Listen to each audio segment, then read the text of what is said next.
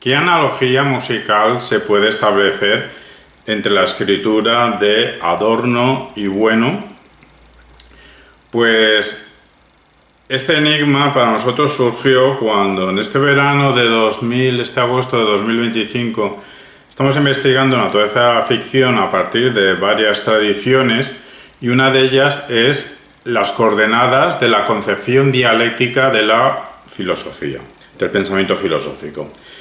Y en ese ámbito, dos pensadores filosóficos interesantes para esta cuestión es Adorno, en su teoría estética, y Gustavo Bueno con su obra Televisión, apariencia y verdad.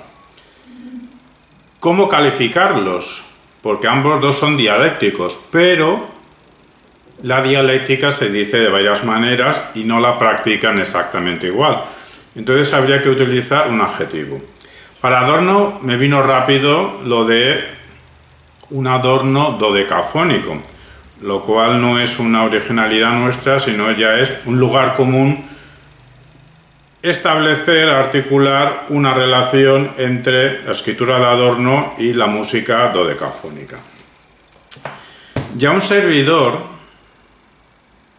en nuestro fragmento Constelación del Nuevo Comienzo, Adorno, Schoenberg, Kandinsky, escrito en 1997, publicado en el conjunto de la obra El sueño es vida, en junio de 2020, y en formato vídeo, con el nombre Constelación del Nuevo Comienzo, Adorno, Schoenberg, Kandinsky, pues el 29 del 8 de 2021, ya explicábamos que tanto Kandinsky, que ahora no viene al caso, como Schoenberg, como Adorno, pues tienen, y otros constructores, tienen una estructura compositiva en tres fases. Una primera fase de asimilación de la tradición en la que operan, filosófica en el caso de Adorno, musical en el caso de Schoenberg, pictórica en el caso de Kandinsky.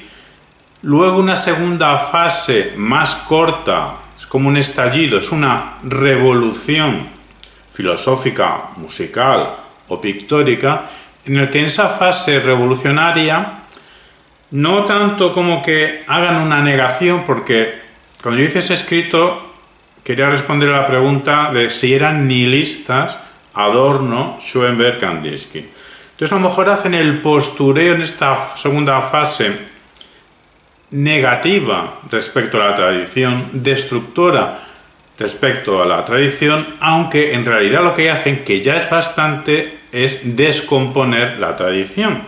Pero una vez que la tienen descompuesta, no se quedan con los fragmentos rotos, distribuidos, espaciados, no, sino que entonces a su manera, y cada cual a la suya, realizan una novedad. Y en ambos tres, Adorno, Schoenberg y Kandinsky, su actitud es tan enfática hacia el comenzar que los aglutinamos a los tres en la nomenclatura Constelación del Nuevo Comienzo. Bien,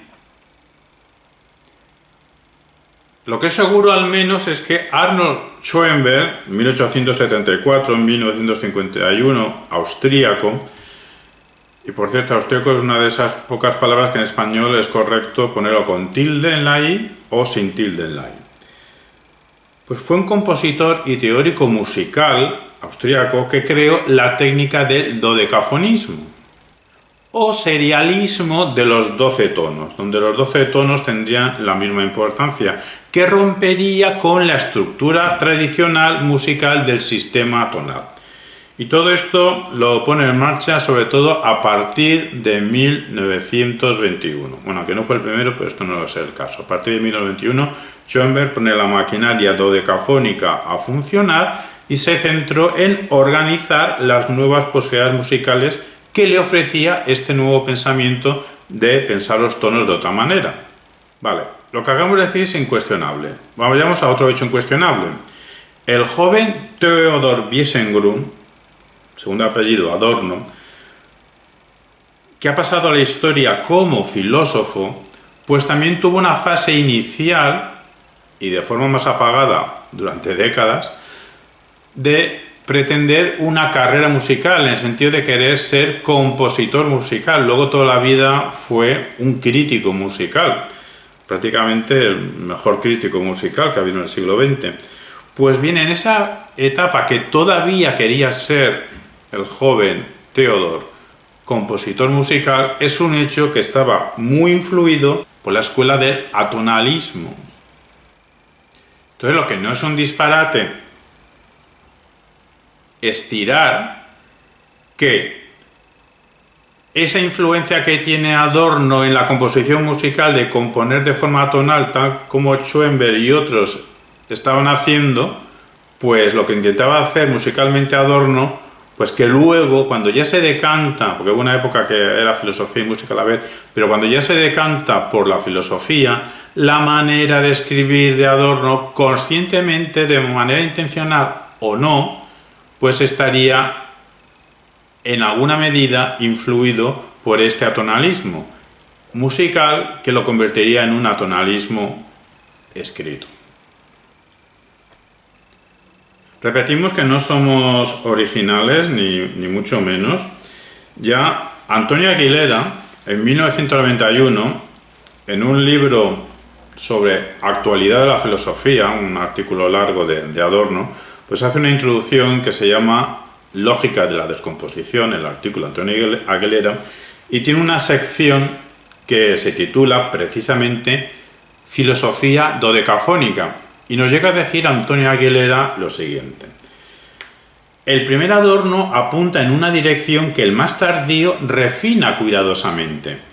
Es la conciencia de que la filosofía solo puede operar con conceptos y que estos son términos que se pueden componer de otra manera que con la lógica tradicional o con las formas tradicionales de exposición.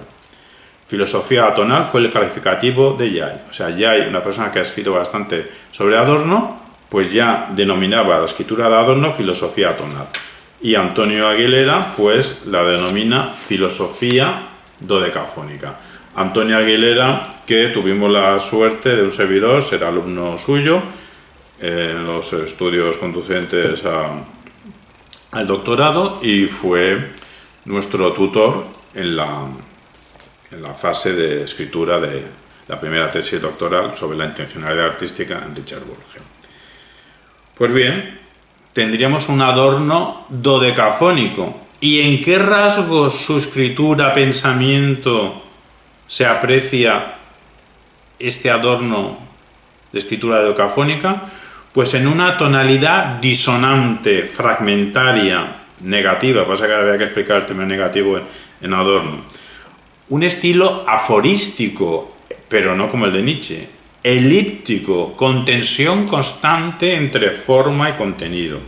Un pensamiento filosófico que será la dialéctica negativa, título de una de sus obras, y se puede extender al conjunto del pensamiento filosófico de Adorno. No lo llamamos sistema porque él precisamente no pretendía hacer sistema, pero bueno, podemos utilizar otra palabra que no fuese sistema, como un conjunto, a su manera estructurado. Pero bueno, él no quiere hacer una totalidad, pues no le insultamos en su mentalidad llamándole filósofo, pero es un pensador filosófico que compone dodecafónicamente una dialéctica negativa con una crítica de la totalidad, precisamente por eso no quiere construir un sistema filosófico, y que en terrenos del arte, la teoría, su teoría estética, pues, y todos sus textos musicales, de crítica musical, pues defiende la autonomía estética.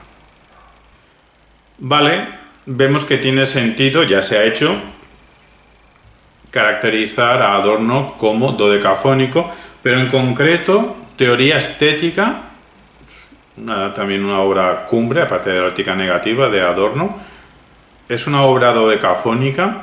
Su obra casi acabada, teoría estética, que la estuvo componiendo entre 1961 y 1969, murió practicando montañismo y se publicó póstumamente con lo que había, que es casi, bueno, lo que había es lo que se ha publicado, con algunos refinamientos y cambios de orden en la segunda edición, pero estaba casi acabada. Pero bueno, hay que tener cierta actitud benevolente a la hora de leerlo, porque no es tal y como Adorno quiso entregarlo a la editorial, pero que le quedaba poco. Bueno, esta obra casi acabada de Adorno, Teoría Estética, que es una obra fantástica, es una obra en la que ejercita la dodecafonía. ¿Es una obra dodecafónica?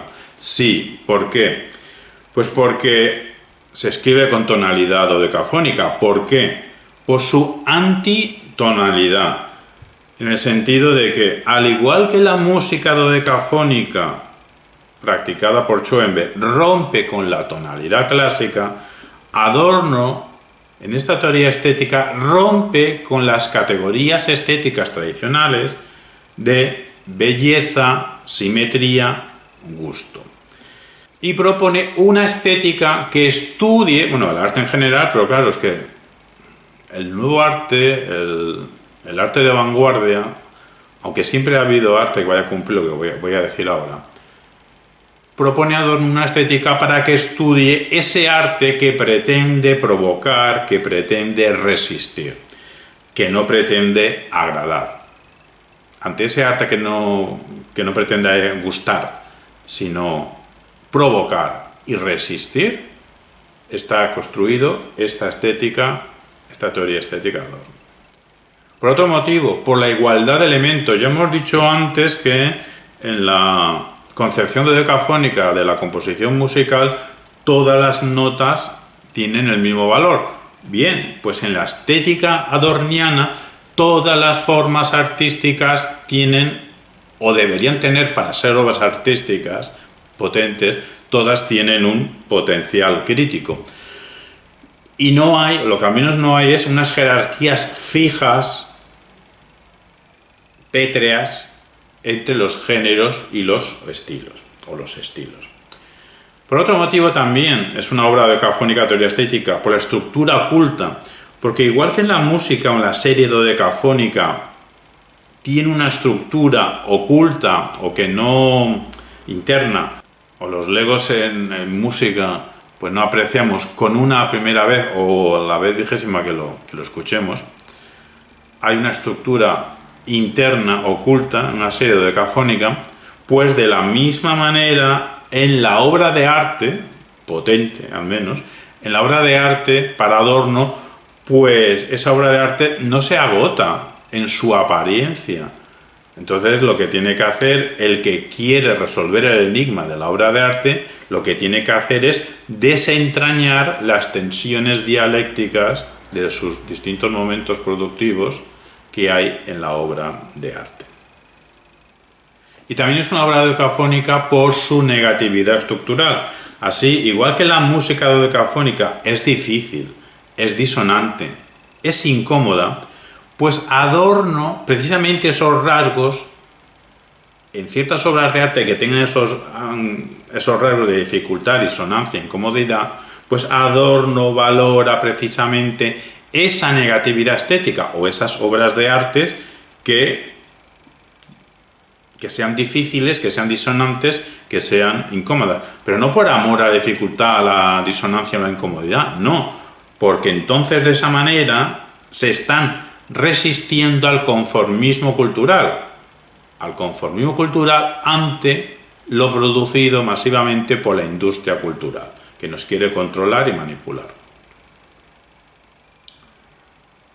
Pero es que, claro, podemos decir lo mismo de la escritura, sobre todo en una obra casi acabada como la teoría estética, la escritura de Adorno es una escritura difícil, es una escritura disonante y es una escritura incómoda. Vale, está claro lo de Adorno y su planteamiento dodecafónico, y es dialéctico, y Gustavo Bueno también es dialéctico. ¿Escriben igual? No. Entonces, si en una misma frase quisiéramos poner dos pensadores filosóficos potentes sobre los que estudiar la naturaleza de la ficción desde las coordenadas de la concepción dialéctica del pensamiento filosófico, serían Adorno y bueno. Podemos dejar aquí la frase, pero si queremos adjetivarlos, vale, ya sabemos cómo adjetivar Adorno. Un adorno dodecafónico. Pero ¿cómo adjetivamos con analogía musical a bueno? También como dodecafónico, no. Pues podríamos, esta es la sugerencia que lanzamos, la oferta de definición que lanzamos, contrapuntístico o fugal. ¿Por qué? Por su tonalidad contrapuntística, en el sentido de que su pensamiento, su escritura, de Gustavo Bueno Martínez, se construye por capas, se construye por estromas, se construye con múltiples líneas argumentales que va tejiendo. Eso se aprecia en todos sus libros, pero no voy a levantar para traer y enseñaros pues, sus libros sobre España. España no es un mito, España frente a Europa. Ahí se aprecia claramente ese entrelazamiento de distintas líneas argumentales, tanto de lo que se va a oponer Gustavo Bueno, como luego a distintas modalidades de su propia propuesta. Todo esto nosotros llamamos análisis dialógico. También la escritura-pensamiento de Gustavo Bueno es contrapuntístico por su estilo sistemático.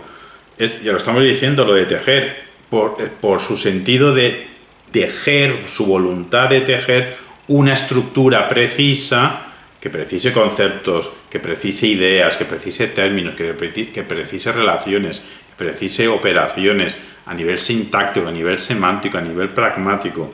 Pues bien, una estructura precisa a partir de una terminología filosófica técnica. Una terminología que sí será como la de Adorno, difícil, disonante e incómoda.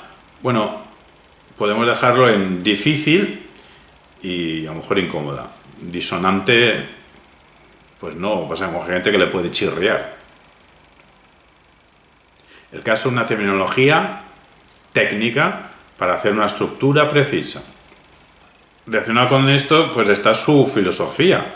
También la escritura-pensamiento de Gustavo Bueno es contrapuntístico por la filosofía que construye. Aquí sí podemos decir a las claras que dentro del pensamiento filosófico sí que está dentro del conjunto de filosofía, porque construye un sistema filosófico, el materialismo filosófico, con una lógica interna muy fuerte que busca clasificar con rigor. Así, si la analogía musical de Adorno es Schoenberg, la analogía musical de Gustavo Bueno es Bach, Johann Sebastian Bach. Arnold Schoenberg, Johann Sebastian Bach. Esperando que esta comparación en filosofía, en pensamiento filosófico, pues no sé si es de Wittgenstein o de todos, pero hacer comparaciones es un método interesante. Esperemos que esta comparación, esta analogía, haya aportado un mínimo de luz para invitar, despertar curiosidad sobre Adorno, sobre Gustavo Bueno, animaros a la lectura y sobre todo al estudio de estos grandes pensadores filosóficos, y dejamos para otra ocasión exponer qué dijeron, qué escribieron, qué pensaron dodecafónicamente Adorno sobre la naturaleza de la ficción y contrapuntísticamente Bueno sobre la relación de las apariencias y con la verdad, no directamente sobre las ficciones, pero podemos deducir contenido sobre las ficciones a partir de la teoría de las apariencias de Gustavo Bueno. Un saludo y hasta otra. Buena música.